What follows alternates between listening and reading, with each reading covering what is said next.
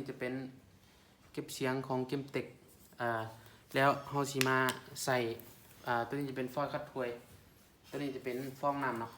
เฮาจะมาแต่งเนาะเพราะว่าหลายคนเห็นว่าเก็บเสียงของข้าพเจ้านี่แต่งเห็นได้คือว่าเงียบเนาะบางทีเก็บเสียงราคาถูกเฮาก็แต่งได้เนาะมื้อนี้เฮาสิมาแนะนำวิธีแต่งใส่ว่าเฮ็ดในใดให้เก็บเสียงเงียบลงหน่อยนึงเนาะคือตัวนี้ข้าพเจ้าแต่งแล้วเฮาสิมาแกะให้เบิ่งเนาะว่าข้าพเจ้าแต่งในใดข้าพเจ้าจะตัดฟอยล์ถ้วยใส่เนาะเพราะว่าหยังเพราะว่าตัวนี้มันจะช่วยดูดซับลมบ่ให้ออกไว้เนาะคือสมมุติเก็บเสียงนี่ระบบเฮาต้องเข้าใจระบบมันเนาะมันใส่ความแห้งหรือว่าลมออกมาเนาะแต่เฮาต้องพยายามเอาตัวนี้เบรกลมมันไว้เนาะเพื่อให้มันระบายลมสะนี่คือตัวนี้นี่ข้าพเจ้าจะใส่แบบนี้แล้วก็ยิงออกเลยบ่เป็นหยังเนาะคือบ่ต่างหยังกับพวกห้างกินดื่มหรือว่าผับเนาะเขาเจ้าจะมีฟองน้ำฟองน้ำแบบนี้ติดฝาหรือว่าใส่พวกขี้แกบอีกอย่างเนาะตัวนี้เขาใส่ฟองน้ำมันนี่ใช้แทนได้เนาะวิธีใส่กันง่ายๆเนาะเขาจะเอาโต๊ะหัวเก็บเสียงตัวนี้ออกมาหัวเก็บเสียงตัวนี้ออกมาคือข้าพเจ้านี่แต่ละห้องนี่จะใส่ฟอยล์น้ำแบบนี้เนาะจะใส่ตัวนี้ดันไว้เนาะมันก็มีส่วนเนาะมันเฮ็ดให้เงียบลงแต่ละคนลองไปเฮ็ดเบิ่งเนาะครับบ่เชื่อข้าพเจ้าคือเก็บเสียงนี่กล้วยนี่ต้องไปข้างหน้าเนาะไปแบบนี้แล้วเฮาก็ตัดตัวนี้เนาะหรือว่าตัดฟองน้ำนี่ใส่บาใส่ก็คือแบบนี้ก็ใส่ใส่มันบ่มีน้ำหนักบ่ได้เทิมเนาะเพราะว่าตัวนี้เบาๆเนาะตัวนี้ก็ตัดใส่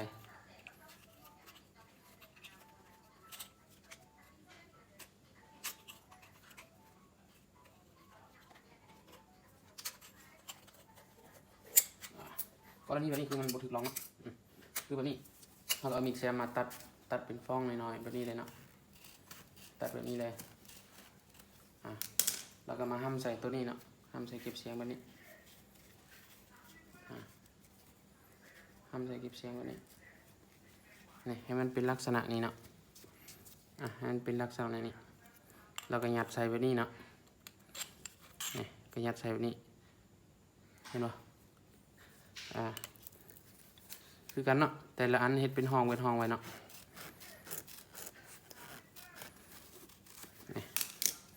ตัดใส่แบบนี้แล้วก็มาห้องใส่กล้วยเนาะมาห้องใส่กล้วยแบบนี้มาห้องใส่กล้วยแล้วก็ยัดใส่นี่บ่มีผลยังเนาะน้ำหนักบ่ได้เพิ่มเนาะแต่เก็บเสียงนี่มันจะเงียบขึ้นตึมเนาะแล้วส่วนปลายเนาะส่วนปลายข้าพเจ้าจะเอาฟอยล์กับตัวคัดกล้วยแบบนี้ใส่คือข้าพเจ้าจะเอากล้วยแทกก็ได้หรือว่าเอาตัวนี้แทกเนาะเฮ็ดตัดเป็นวงม่นเนาะตัวนี้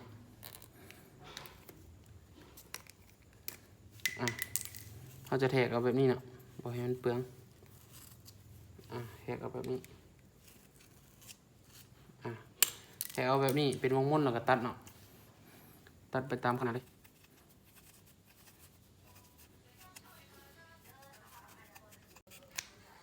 ตัดไปตามขนาดแบบนี้เลยเนาะ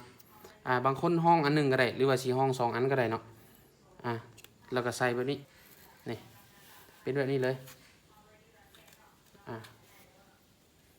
เป็นแบบนี้เลยแล้วก็ใส่อีกอันหนึ่งเราจะลองใส่2 อันคือตัวเก่านี่นะใส่ตัวเก่านี่นึงจ้ะแล้วก็มาหั่นใส่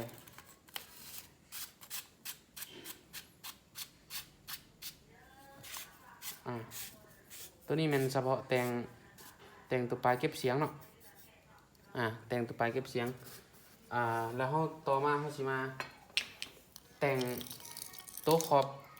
อบเล้าเนาะหรือว่าขอบลมแบบนี้แบบนี้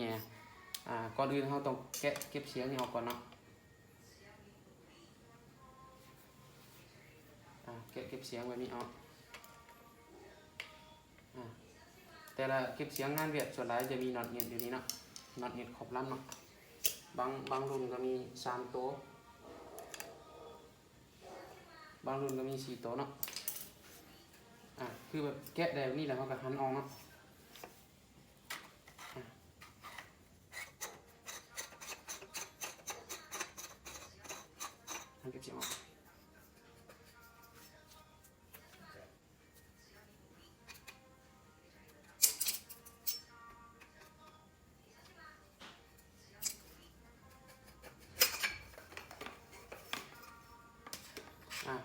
คือแบบนี้เนาะมาเบิ่งนำกันคือแบบนี้เราจะหันปลายตัวนี้ออกเนาะหลังจากนั้นเราต้องเข้าใจว่าเก็บเสียงนี่มันจะใส่แบบนี้เนาะมันจะใส่แบบนี้ลมจะออกปลายทีแน่แล้วก็กลับหลังแน่เนาะส่วนลมที่ออกปลายตัวนี้เราแต่งเรียบร้อยตัวนี้เป็นลมที่ออกปลายเราแต่งส่วนลมที่กลับหลังเราก็สามารถใส่ขอบลำนี้ได้เนาะเอาพวกนี้แหละยัดใส่ขอบลำนี้ยัดใส่ให้มันเต็มเลยก็ได้เพราะว่ายังคือเราอธิบายตอนต้นคลิปเนาะมันจะช่วยลดพรความแห้งของลมนะตัวที่ลมออกไว้นะมันจะยึดไว้เนาะ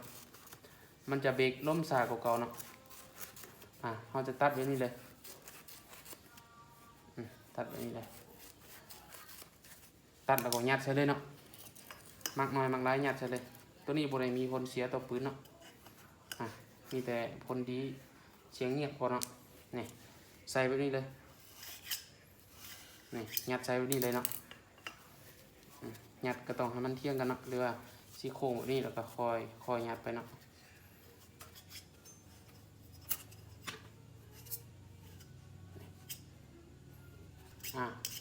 ยัดแบบนี้เลยเนาะยัดแบบนี้เลยหลังจากเรายัดใส่เต็ม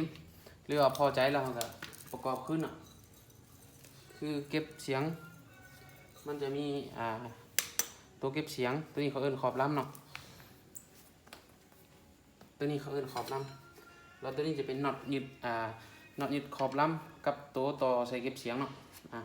งานเวียดมันจะมีตัวนี้เขาก็มาหันใส่ที่ต่อเนาะ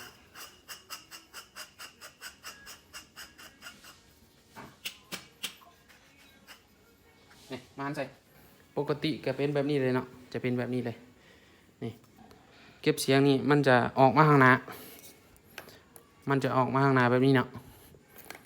ลมก็ออกมาข้างหน้านี่แน่จะกลับหลังแน่เนาะฉะนั้นเราจะแต่งก็คือแต่งตัวนี้กับตัวนี้เนาะคือขอบลำคือขอบลำแบบนี้บอกว่าจะเป็นเก็บเสียงราคาแพงหรือว่าราคาถูกเนาะสามารถแต่งคือกันได้เนาะแต่งใส่กล้วยหลักๆตัวนี้เก็บเสียงตัวนี้จะเป็น FR5 เนาะ FR5 จะใหญ่กว่าปกติเนาะจะใหญ่กว่าปกติเก็บเสียงก็เงียบกว่าเนาะเงียบกว่าแต่เราสามารถแต่งได้เนาะส่วนหลายตัวนี้เก็บเสียงเขาจะแต่งห่างหายหลายกว่าเนาะแต่งห่างหายเพราะว่ายังตัวนี้มันจะบ่สุดปลายออกเนาะลมส่วนหลายมันจะย้อนกับหลังหลายกว่าเนาะอยากว่า 50% ลมจะออกกับมาขอบลำหลายกว่าเนาะฉะนั้นเขาจะซื้อโอลิงตัวน้อยใส่นี้เส้นนึงแล้วก็นี้เส้นนึงมันจะมีโอลิง2ตัวเนาะอยู่นี่มันจะเป็นห้องเราสามารถเอาโอลิงใส่ได้ใส่นี้แล้วก็แต่งขอบลำใส่เนาะแต่งขอบลำใส่คือกับคลิปเมื่อกี้เลยคือกับ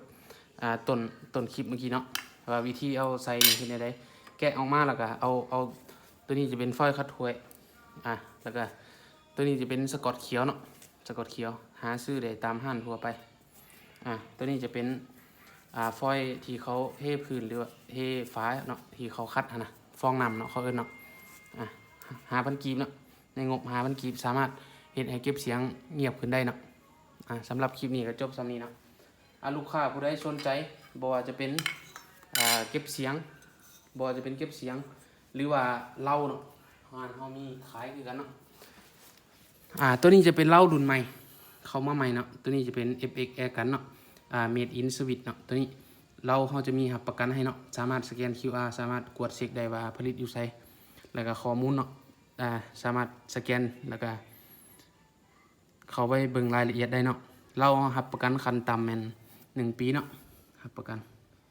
นี่เกี่ยวงามๆเลยเนาะตัวนี้เป็นเกี่ยวงามๆเลยลูกค้าผู้ใดสนใจสามารถทักเบอร์หน้าโปรไฟล์ได้เนาะ98464155